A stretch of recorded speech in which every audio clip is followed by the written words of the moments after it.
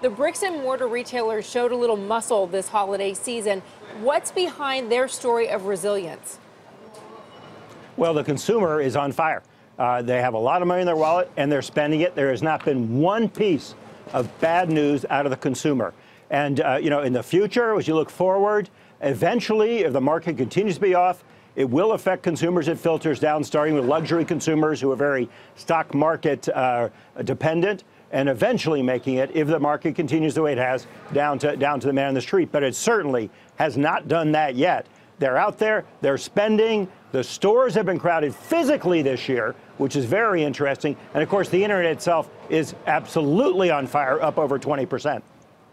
So if consumer confidence is leading here, when do consumers start taking their cue from Wall Street and start to feel some nervousness about what is to come in 2019?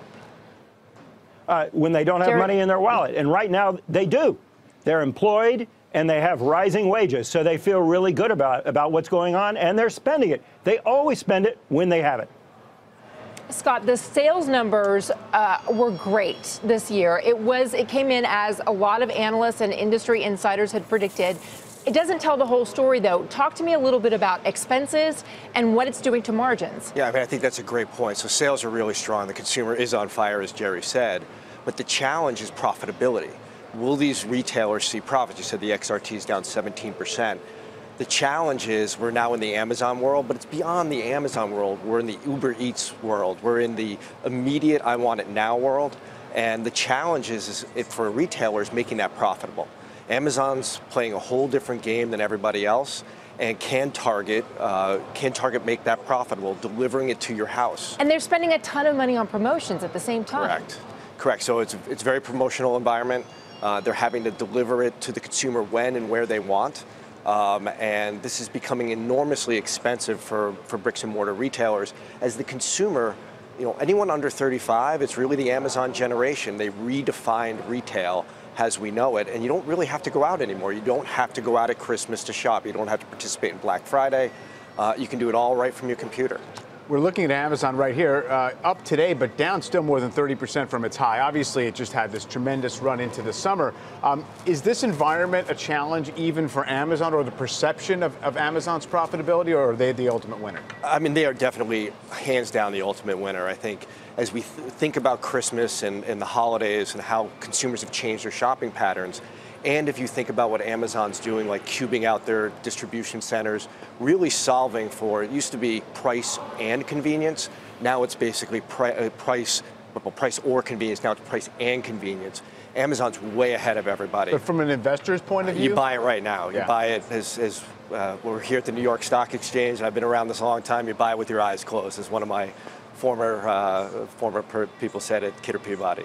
Hey, Jerry, given the strength of the consumer, at least as far as we can see, don't you think the market is at least trying to sniff out a potential no-deal deadline with China in March?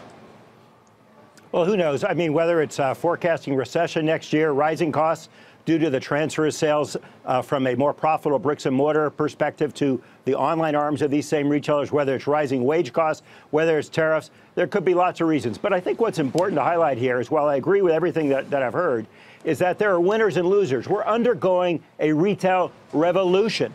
Some people will make that transition well, and some won't. So Amazon, of course, will be one of the winners. But so will Walmart. So will Costco. They are low-cost producers. They're doing great on the internet. They're going to figure this out and make a lot of money. Walmart's last quarter was very instructive. Yes, they saw rising costs due to the internet and some compression on their margins, but they more than made up for it through efficiencies elsewhere in their system. So Walmart, Costco, Amazon, of course, TJ Maxx, the dollar stores. There are a lot of retailers who are really well positioned to make this turn and offer a retailer of the future that's both bricks and mortars and online. And then who do you see as the losers then, Jerry? Well, there's absolutely no doubt. The traditional mass market department stores are suffering badly. Sears is a lost cause. Penny's is 0.5% when I went on just now, away from becoming a penny stock, from slipping below $1 a share. And for good reason. Amazon's a new department store. So there's probably room for one mainstream department store like Macy's, if they can get the internet and the omni-channel right. There's probably room for one luxury store, Saks or Neiman Marcus or some combination of the above, but there's just way too many of these guys out there, and they don't serve a valuable purpose anymore. So one of each in every category, one in electronics like Best Buy. There's room for that, but not the overstored situation we have today. What do you think about winners and losers? Who do you see going into 2019? I mean, I think the one company we ignored in this conversation, I agree with some of what Jerry said, but Home Depot. So it's all really about more sales per labor dollar. And Home Depot is investing a tremendous amount in its distribution and direct-to-consumer capabilities. But those materials are all going to get hit, presumably, by tariffs in 2019. Will that affect the bottom line? There's no doubt we have the cyclical, and then we have, looking at Home Depot, 3 to 5 years. Yeah. When the market pulls back like this, so I think what you do is you look at what companies, your fantasy list of companies. And we talked about Costco, Jerry mentioned that, Amazon, Home Depot's got to be on that list. And as you break below 150 on Home Depot, it's a place where we say you kind of have to buy it, forgetting about the cycle.